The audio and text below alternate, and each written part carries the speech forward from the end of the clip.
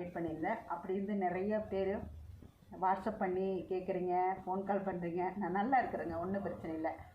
அதாவது தெரியாமல் அந்த குழந்தை கிடைச்சது தான். அது மேலே நம்ம எந்த குறை சொல்லியோ ஒன்றும் ஆகப்படுறதில்ல. தவறு நம்ம மேலே தான். புதுசாக போய் ஒரு குழந்தைய தொட்டால் அதுக்கு கோவம் வரதான் செய்யும். அதே மாதிரி தான் அதுக்கு அடிச்சிருச்சு. அதனால் ஒன்றும் பிரச்சனை இல்லைங்க. என் உடம்பு ரொம்ப இழைச்சிருக்கு அப்படின்னு சொல்லி நிறைய பேர் வருத்தப்பட்டிருந்தீங்க. காலையில் BSc college professor Rafia ma'am phone பண்ணி பேசியிருந்தாங்க.